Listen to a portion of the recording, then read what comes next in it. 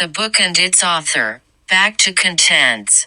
Whosoever knows, in the true light, my divine birth and action will not be born again when he leaves his body. He will attain me. O Arjuna. Gita, IV 9. In whatsoever way men approach me, even so do I reward them, for it is my path, O son of Pritha, that men tread in all things. Gita, IV 11. Salutation to you, O Ramakrishna, the reinstator of all religions, the embodiment of all religions, the great master among all the masters. Swami Saradananda, the book and its author. This is the first complete English version of Sri Ramakrishna Leela Prasanga, a faithful record and exposition in Bengali of the various aspects of the life of Sri Ramakrishna, 1836 to 1886, whom the late reputed French savant Romain Rolland introduced to the Western world as the Messiah of Bengal.It. Sri Ramakrishna's life was a significant spiritual event of the last century. His chief disciple, Swami Vivekananda, declared, his, Ramakrishna's, life was 1,000-fold more than his teaching, a living commentary on the texts of the Upanishads. Nay, he was the spirit of the Upanishads living in human form. Nowhere else in this world exists that unique perfection, that wonderful kindness for all that does not stop to justify itself, that intense sympathy for man in bondage. He lived to root out all distinction between man and woman, the rich and the poor, the literate and the illiterate, the Brahmanas and the Chandalas. He came to bring about the synthesis of the Eastern and Western civilizations. Indeed, not for many a century past India produced so great, so wonderful a teacher of religious synthesis.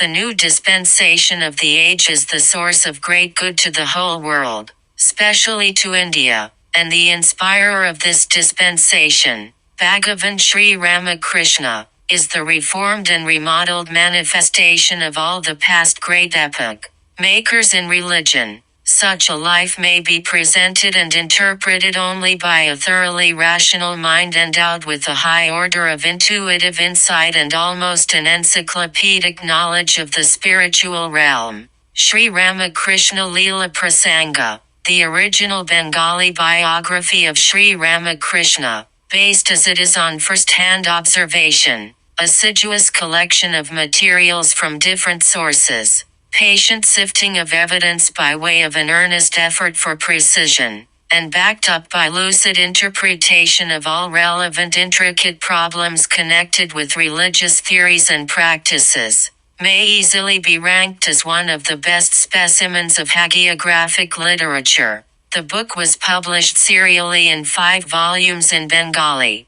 The first 2 volumes, parts 3 and IV, contain illuminating discourse by way of explaining and illustrating the aspect of Sri Ramakrishna as a guru, spiritual guide. His early days and his vigorous spiritual practices in youth are delineated in the following 2 volumes, parts I and II, respectively. The last, part 5, depicts the manifestation of divinity in and through the life of Sri Ramakrishna, but, unfortunately, the book was incomplete. It did not cover the last few months of Sri Ramakrishna's life.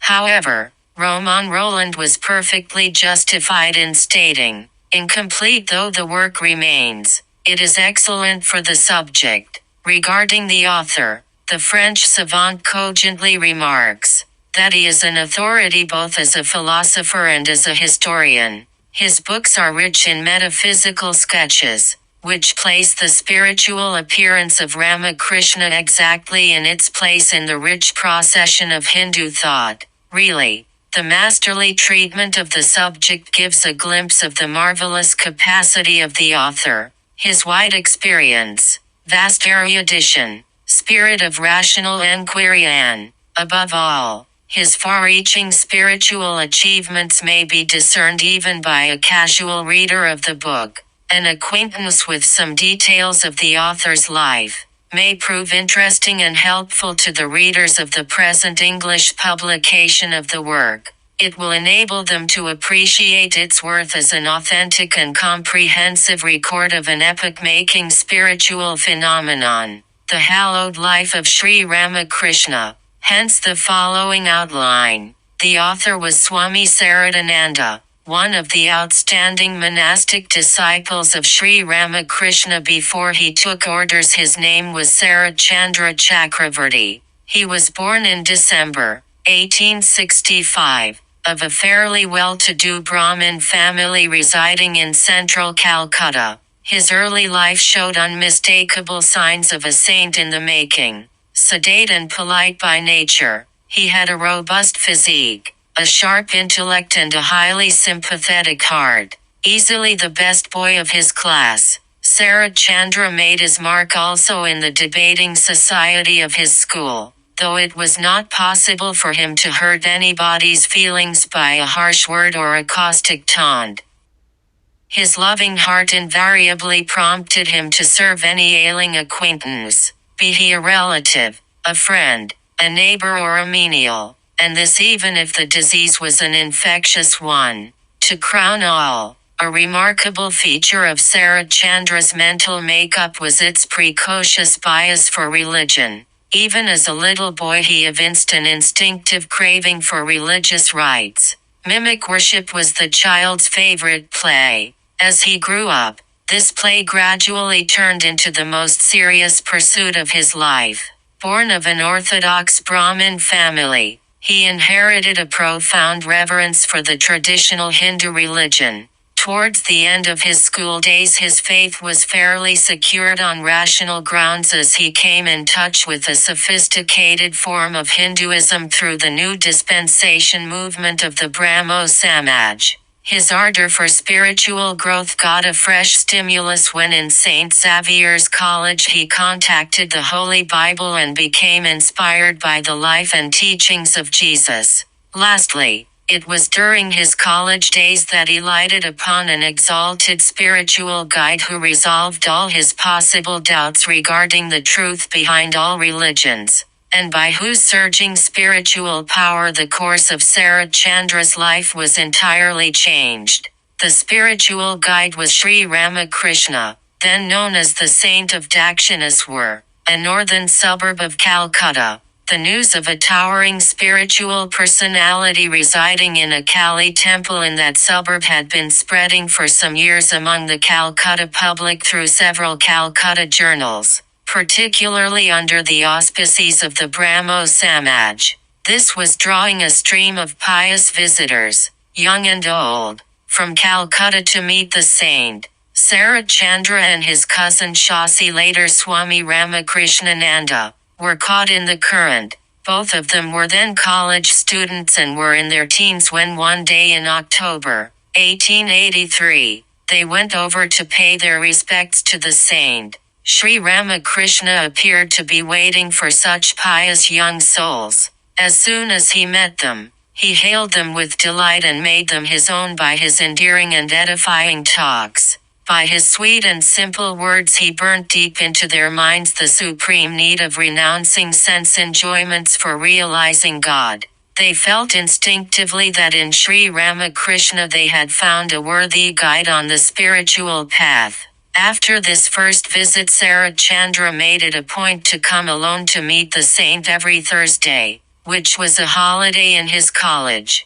The enchantment of Sri Ramakrishna's incomparably pure and selfless love was upon him, and as days went on, he began to feel an irresistible attraction towards the holy man. Through repeated contact with him Sarat Chandra's ideas about practical religion became clearer and clearer, and he advanced step by step on the spiritual path as directed by Sri Ramakrishna. Even in his early youth, Sarat Chandra's spiritual aspirations were pitched very high. He was not after washy sentiments, nor even after visions. God in any particular form was not his quest. He wanted to see him manifested in all creatures. Though told by Sri Ramakrishna that this was the finale of spiritual attainment and could not be easily achieved, Sarat Chandra said that nothing else could satisfy him, and that he was determined to get to that blessed state, whatever difficulties might stand in the way. Evidently Sri Ramakrishna was pleased to find such a prodigious mental caliber in the young aspirant, and suggested that the latter should make friends with Narendranath, later Swami Vivekananda, a potential spiritual giant. Within a year of his first visit to the saint, Sarat Chandra came to be attached to Narendranath by a bond of intimate friendship. One day in October, 1884, hearing from Narendranath about his marvelous mystic experiences connected with Sri Ramakrishna, Sarat Chandra's perspective of the saint of Dakshineshwar became radically changed. He perceived that Sri Ramakrishna was not merely a saint but a spiritual personage ranking with the prophets and incarnations he had heard about. Naturally, after the above incident, Sarat Chandra's love and esteem for Sri Ramakrishna soared to spontaneous adoration of divinity in the garb of the holy man. With unquestioned faith he resigned himself to the loving care and guidance of the saint as his guru, and devoted himself heart and soul to spiritual practice, as far as the limits of his home environment and academic career would allow. Sri Ramakrishna, on his part, recognizing in Sarat an aspiring soul of a very high order with a brilliant past, poured out his unstinted grace upon the young disciple and vitalized his budding spiritual genius. Things went on smoothly till the middle of the year 1885, when Sri Ramakrishna was laid up with a serious attack of throat trouble cancer and was brought to a rented house in the quarter of Calcutta for treatment. The alarming news came to Sarat Chandra like a bolt from the blue. The terrible shock he received, however, served eventually as a fillip to his spiritual progress. The moorings of worldly life seemed immediately to give way. With anxious concern for the health of his beloved Guru, he rushed to his bedside, playing truant from his home and bidding adieu to the Calcutta Medical College, which he had recently joined. Shortly, he began to live day and night with Sri Ramakrishna, and followed him when after about 4 months he was removed to a garden house in Kasipur, a northern suburb of Calcutta. With his phenomenal zeal for nursing, Sarat Chandra kept on tending the master till the last moment of the latter's earthly life. Sri Ramakrishna's illness lasting for about a year proved to be a signal, as it were, for his picked young disciples to tear themselves away from their home life and be eventually banded together into an incipient holy brotherhood under their preeminent leader Narendranath.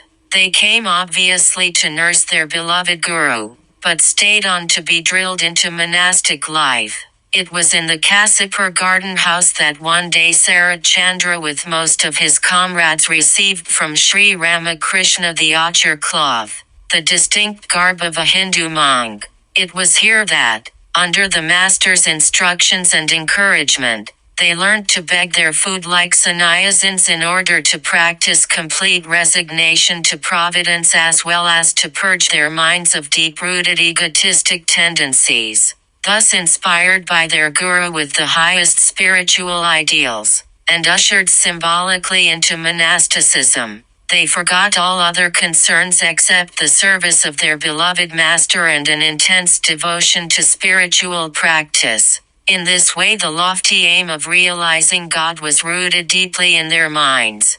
The world and its humdrum affairs had no attraction for them, and this state of their minds became more intense after the master passed away in August 1886. Soon after that, a monastery was started for them in a rented house at Baranagar, not far from the Kasipur garden house. Though for a time Sarat Chandra returned home reluctantly, yet as soon as the monastery was started, he began to visit it off and on and spend long hours in the company of his comrades. absorbed in spiritual practice or in talks about the life and teachings of the Master. Apprehending that his eldest son Sarat was tending to be a recluse, and failing to turn his mind towards worldly life by arguments, Sarat's father, Girish Chandra, took the extreme step of cutting off all contacts of his son with his fellow disciples by locking him up in a room. Unruffled, Sarat Chandra accepted the unenviable solitary confinement in his own house, and fully utilized his loneliness in focusing his mind on his spiritual objective. However, one day when one of his sympathetic younger brothers furtively unlocked the room, Sarat Chandra silently walked out of the house and went straight to the Baranagar monastery. Shortly after this, he and some of his brother disciples assembled in the village home of Baburam, later Swami Premananda, and there, inspired by their leader Narendranath's exhortation during a night-long vigil round a sacred fire, they took the solemn vow of sannyasa, that is, monasticism for life. Thus, step by step and without any fuss, Sarat Chandra forged ahead on the path chalked out for Hindu monks. A period of austere monastic life in the Baranagar monastery followed, without paying any heed to the meager allowance of food and dress that the slender resources of the monastery provided for these educated middle-class youths. They braced themselves up for the arduous task of realizing the divine. No other concern could stand in the way of their one-pointed spiritual endeavor. Meditation, hymns, prayers, scriptural study and discussion on religious topics were all that absorbed most of their time and energy. Thus the young spiritual aspirants kept themselves busy and were not in a mood to rest before they reached their goal. On one auspicious day in the Baranagar monastery, they performed the prescribed sacred rite known as Virajahoma and thus ceremonially joined the traditional Hindu monastic order, though their monastic life was virtually started by Sri Ramakrishna during his last days in the Kasipur garden house, and was reinforced by their solemn vows in the village home of Baburam under the inspiration of Narendranath. It was from this day that they commenced a new life as sanctioned by Hindu religious texts. Wiping out all previous impressions about their castes and social positions related to the families of their birth, they discarded even their previous names and titles. From this day Sarat Chandra came to be known as Swami Saradananda. Soon, however, Saradananda, like most of the inmates of the Baranagar monastery, was seized by a passion for leading the lonely life of a wandering monk, Parivrajaka.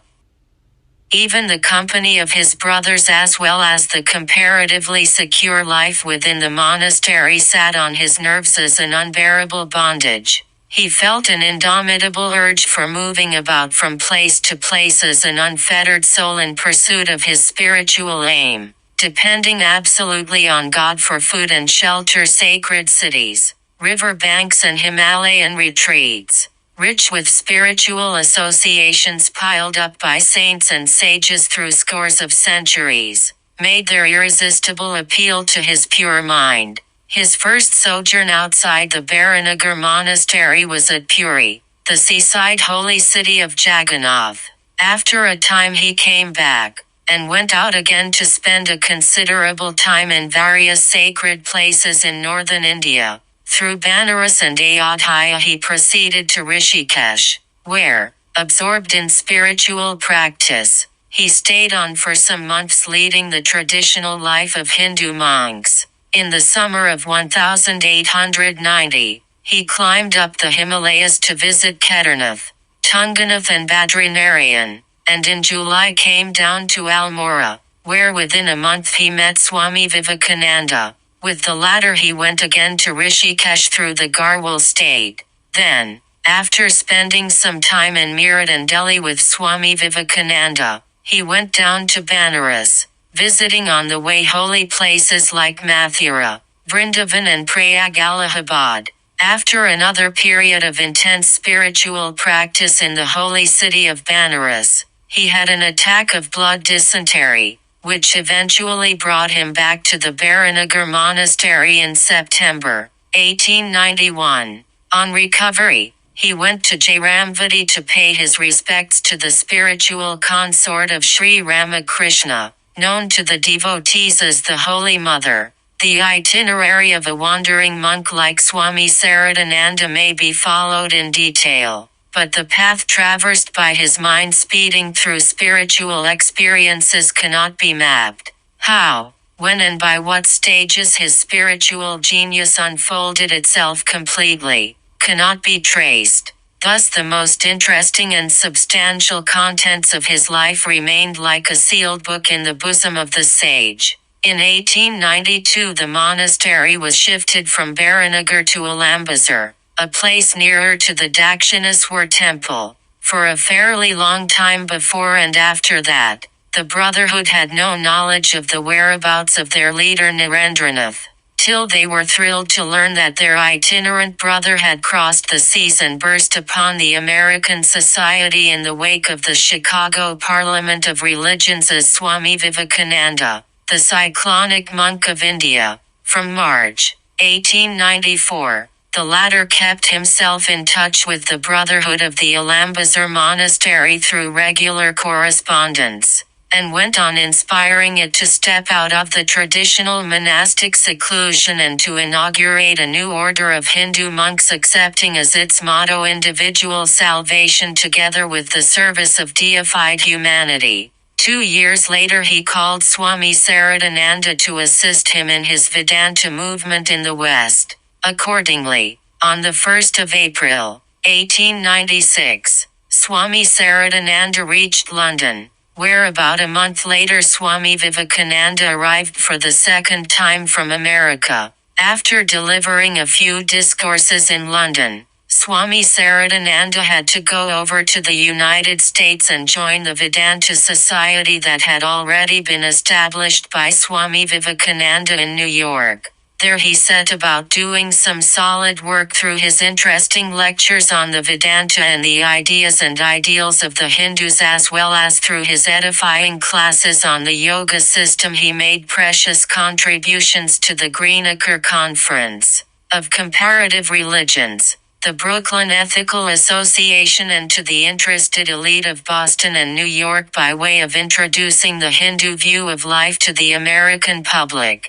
His talks coming out of the fullness of the heart had a marked effect on the audience. Besides, his calm, dignified and courteous bearing, his Catholic outlook and universal love won for him many friends and admirers over there. Under his vigilant care the Vedanta Society in New York was being placed on a sound footing, when a call from the leader made him cut short his work in the West and sail for India via Europe on the 12th of January, 1898. Swami Vivekananda, the leader, had come back to India in January, 1897, and in the midst of a hectic period of broadcasting his message practically all over India, from Colombo to Almora, he had started working breathlessly at the foundation of the Ramakrishna Order of Monks and the Ramakrishna Mission. On the 1st of May of the same year, he inaugurated the Ramakrishna Mission,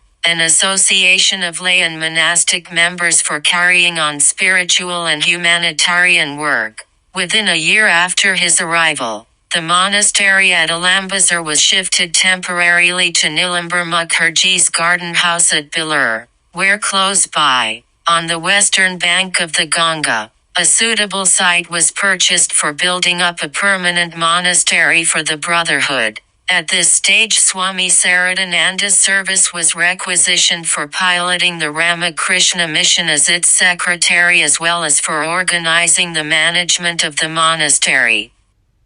Swami Saradananda reached the monastery in the above garden house early in February, 1898, and took up the responsible duties allotted to him. At the beginning of the next year the monastery was shifted to its permanent site now known as the Bilur Math, and within a couple of years after that Swami Vivekananda placed the monastic organization on a stable legal basis by executing a trust deed and incorporating in that organization the ideas, ideals and activities for which the Ramakrishna Mission Association had been started. In this new setup also Swami Saradananda was chosen by the leader to function as its secretary. It may be mentioned that later on, when for certain practical considerations the Ramakrishna Math and Mission were split up into two parallel organizations, the Swami continued to direct the affairs of both of them as their secretary.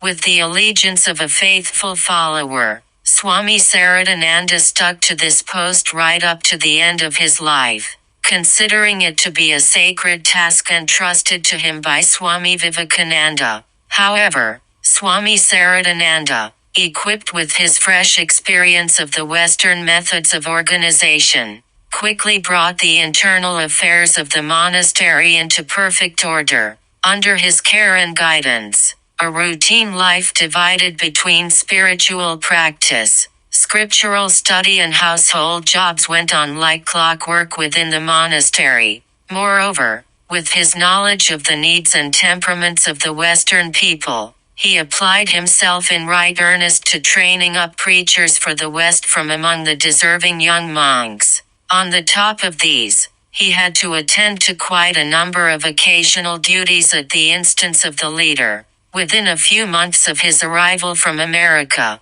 he had to take an active part in conducting the Ramakrishna Mission plague relief work in Calcutta. Several months later he had to act as a guide for some Western disciples of Swami Vivekananda in their tour through a number of historical sites in northern India. Early next year, shortly after the monastery had been shifted to its permanent site, he had to engage himself in collecting funds for the Bilur Math in the course of a lecturing tour through some of the important states in Rajasthan and Saurashtra in northwestern India. Coming back to the Math shortly before Swami Vivekananda left for his second visit to the West, he devoted himself with his usual zeal to his normal duties within the monastery. Towards the end of the year he visited some important towns in eastern Bengal, and roused the spiritual fervor of the interested people in those parts by his inspiring talks and instructions.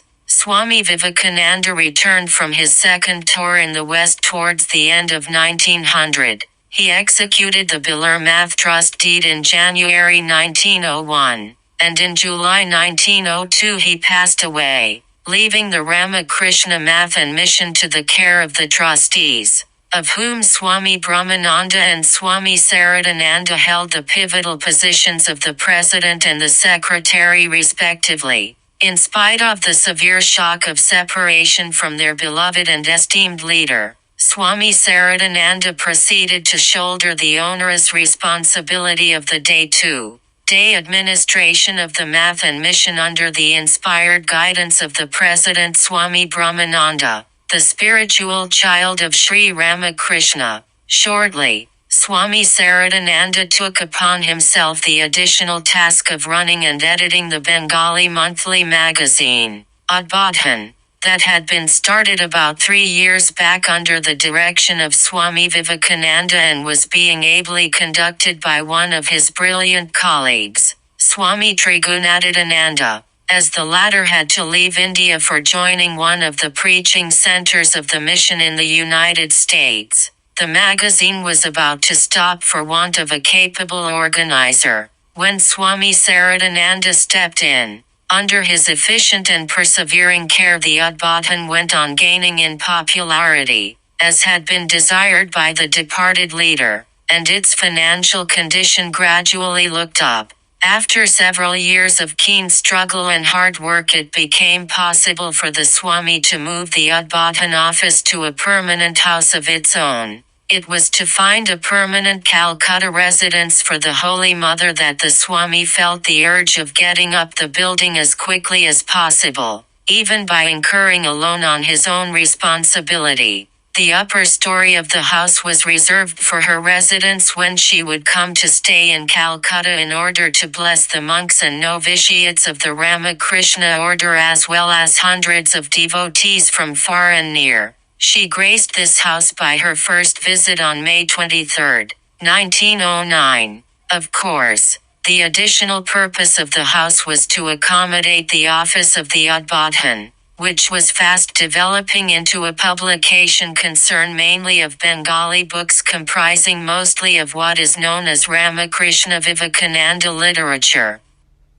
The ground floor was set apart for this. This is why even to this day the house is known to the devotees as the Mother's House, and to the general public as the Udbodhan office. However, it was to pay off this loan that Swami Saradananda hit upon the idea of writing and publishing an authentic biography of Sri Ramakrishna. With supreme enthusiasm he bent himself to see through the work, sharing all the time the ever-increasing burden of directing the affairs of the Ramakrishna Math and Mission. He vigorously applied himself to collecting all available data and sifting them with scrupulous care in order to bring out a correct account of the Master's life, as far as that was possible, relying on nothing but indubitable evidences. Day in, day out, year after year, the Swami would remain absorbed in this work before a tiny writing desk in a small room.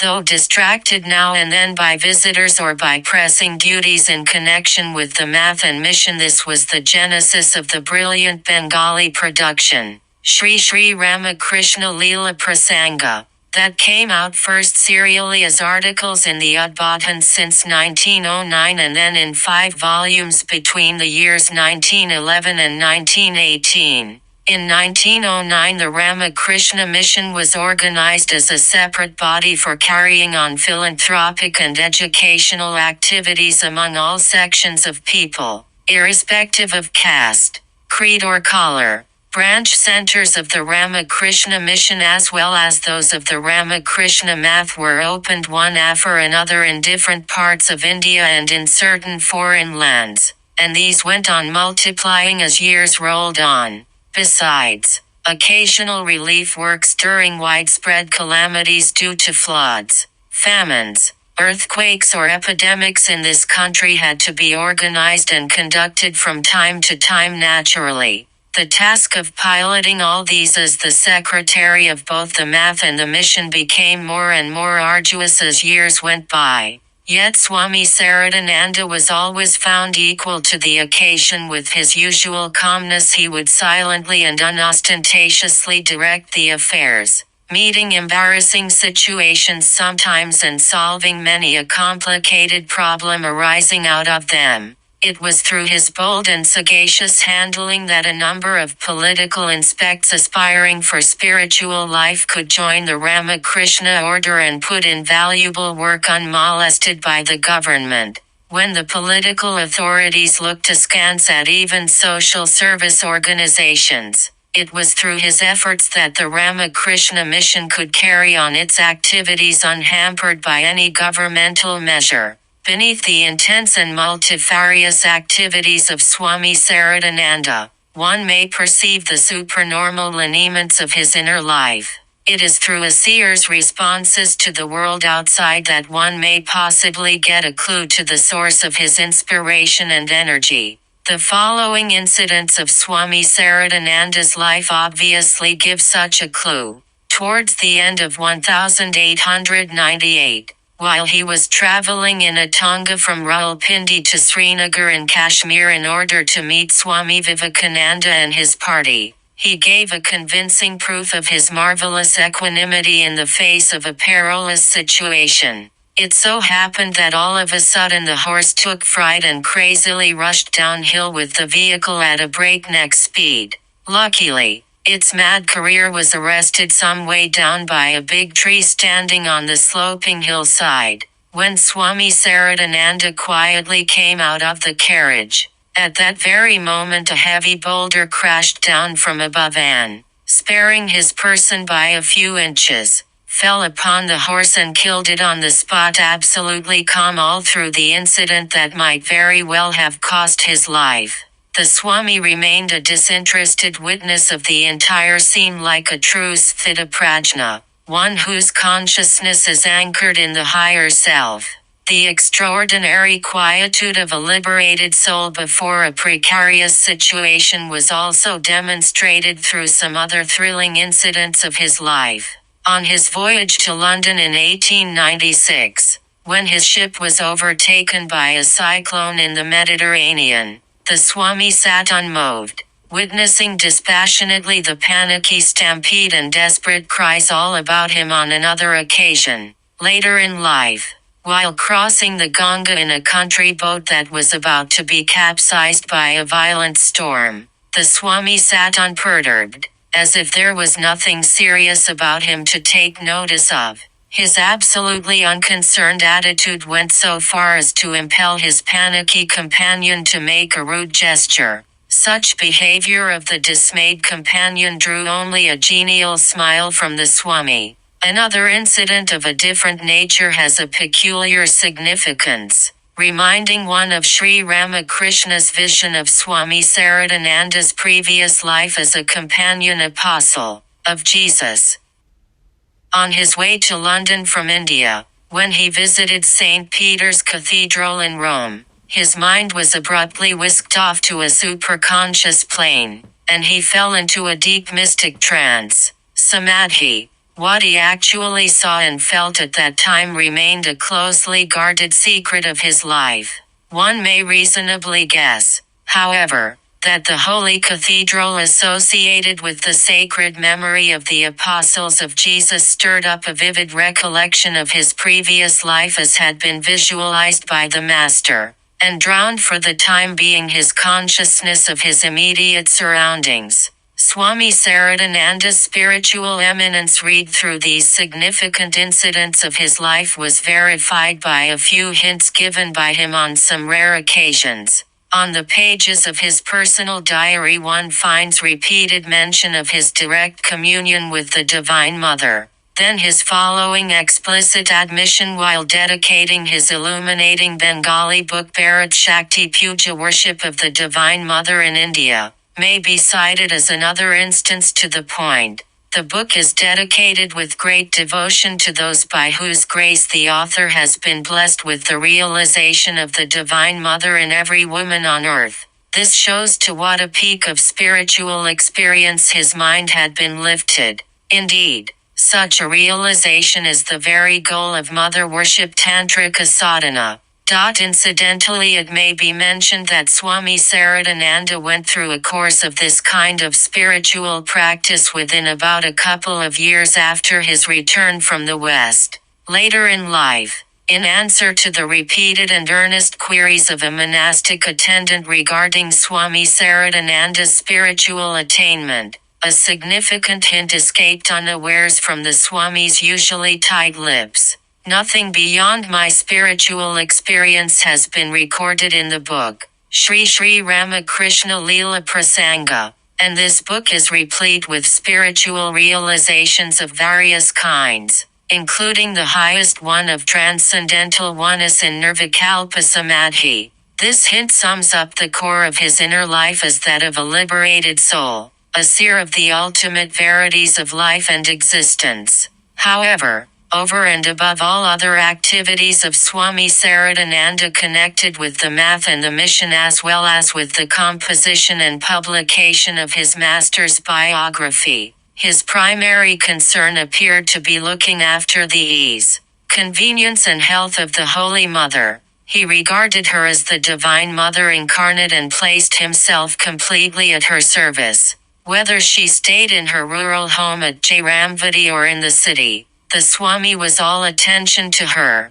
The Calcutta house was erected, as we have seen, mainly for facilitating her comfortable sojourn in the city, and for doing this as quickly as possible. He did not mind running into debt, nor did he mind undergoing strenuous labor for about 9 years at a stretch in the production and publication of Sri Ramakrishna Leela Prasanga in order to clear off that debt. Indeed, his devotion to the Holy Mother cannot be fathomed. Seated in a small room downstairs in the Calcutta house, he would be found regulating the stream of her visitors exactly like her doorkeeper. Sometimes he would sportively introduce himself to strangers as the mother's janitor. One could learn from his bearing that it was a glory and privilege to be allowed to serve the Holy Mother even in this way. Throughout her last stay in the Calcutta house during her fatal illness in 1920, with what anxious care the Swami would go into minute details regarding her medical treatment and nursing, sparing no pains, though in vain, for bringing her round. 3 years later in April 1923, the Swami had the satisfaction of perpetuating the sacred memory of the Holy Mother by getting a temple erected and dedicated to her in her native village Jairamvati during the dedication ceremony. The benignant mood of the Holy Mother seemed to possess the Swami's mind as he went on like her, gracing with spiritual initiation all sorts of people who approached him on that occasion. One could feel the spiritual fervor radiated by the Swami on the festive days connected with the ceremony. The dedication of the Holy Mother's temple was perhaps the final oblation offered by Swami Saradananda by way of completing his life work, which was one long continued sacrificial rite. After the successive exits of some of the stalwarts of the Brotherhood, the passing away of the Holy Mother in July 1920, followed within 2 years by that of Swami Brahmananda, the first abbot and inspired guide of the order, shook even the unmoved Swami. These bereavements appeared to squeeze out the Swami's zest for work. That was why after seeing through the construction and dedication of the Holy Mother's temple, the Swami practically detached himself from active work and went on spending long hours in meditation. He gave up writing and was never in a mood even to finish his magnum opus, Sri Ramakrishna Leela Prasanga. The only thing that concerned him at the moment was to instill into the junior members of the order unflinching faith in the ideas and ideals left by its founder, Swami Vivekananda, and also to train up a batch of young monks for sharing the burden of piloting the organization that he had been carrying on his own shoulders. For this purpose, in 1926, he called a convention of representatives from all math and mission centers. He surveyed before them, through his inaugural address, the origin and growth of the Ramakrishna movement that was careering at the time at top speed, cautioned them against the possible pitfalls on the path ahead and exhorted them emphatically to stand firmly by the ideals, so that they might march onward clearing all hurdles in the way. In the wake of this convention, the Swami set up a working committee for advising the Secretary of the Math and the Mission on practically all administrative problems. As the remaining elders were about to disappear from the stage, it was in the fitness of things that a fresh batch of junior monks should be trained for stepping into their shoes. This device of the working committee inaugurated by Swami Saradananda served not only the purpose for the time being but also has proved to be a permanent and useful administrative link of the math and mission, thus enthusing the young members of the order by holding aloft the ideas and ideals they were to strive after, and devising ways and means for realizing them in practice through successive generations. Swami Saradananda complacently laid down the charge entrusted to him some 3 decades back by his beloved leader Swami Vivekananda, and placidly entered Mahasamadhi on August 19, 1927. An illumined soul, freed completely from all kinds of bondage, is not restricted by any prescribed code of life. Even the idea of duty ceases to have any meaning to him who has seen through the universe and realized the all-pervading oneness as its essence. Yet such a liberated soul, when commissioned by the divine will to work for the uplift of humanity, does display distinctive traits of character befitting the role he is made to play. Swami Saradananda's role was to demonstrate through his life the pattern of an ideal karma yogi. With perfect non-attachment and self-possession he would go on scrupulously discharging the duties before him, paying equal attention to the minor as to the major ones, Neither frown nor favor, nor any number of difficulties could swerve him from the straight and strict path. Indeed, he held up the model of an ideal worker as desired by Swami Vivekananda. His rational mind, compassionate heart, pure and perfectly poised mind, indomitable energy and rare organizing ability combined to set up such a model. Infinite patience, infinite purity, and infinite perseverance, as Swami Vivekananda wanted to see were in his blood. The latter once remarked, "Sarad's blood is as cold as that of a fish. Nothing can inflame it." His heart was deep as the ocean, broad as the infinite sky, as Swami Vivekananda would have it.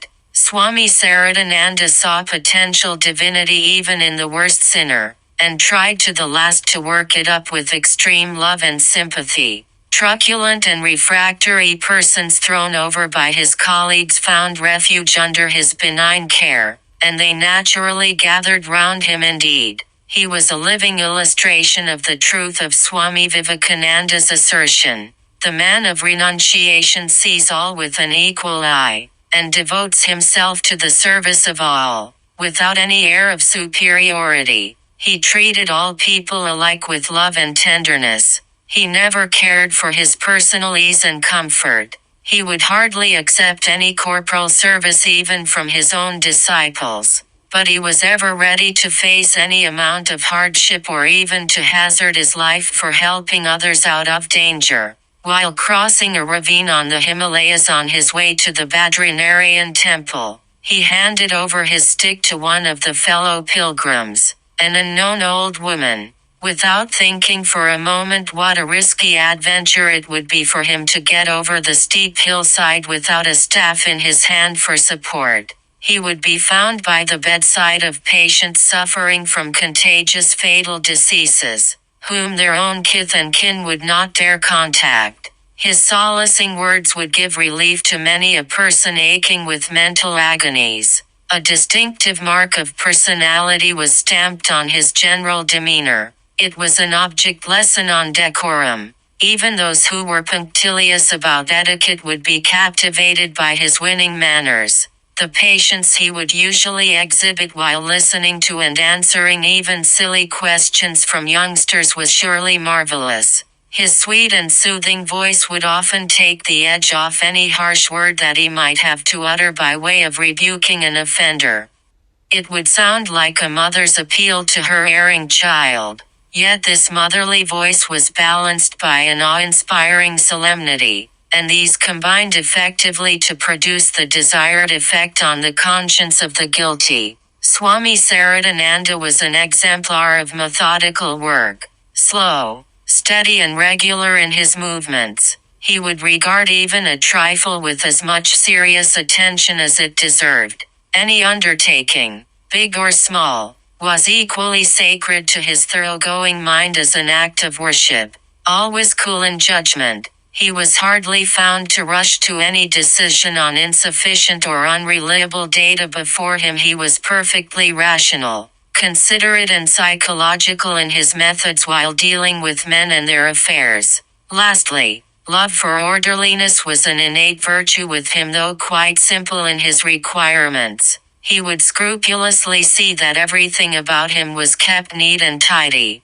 Possibly, this trait was reinforced by the example of his master, Sri Ramakrishna, who had been a past master in simplicity with orderliness. From the above sketch one may get an idea of the part that the author of Sri Ramakrishna Leela Prasanga, Swami Saradananda, had to play as one of the prime organizers of the Ramakrishna Math and Mission. It will ever remain a perfect model to be emulated by all who will seek personal salvation along with the well-being of the world as their aim of life. Swami Nirvadananda. The book and its author.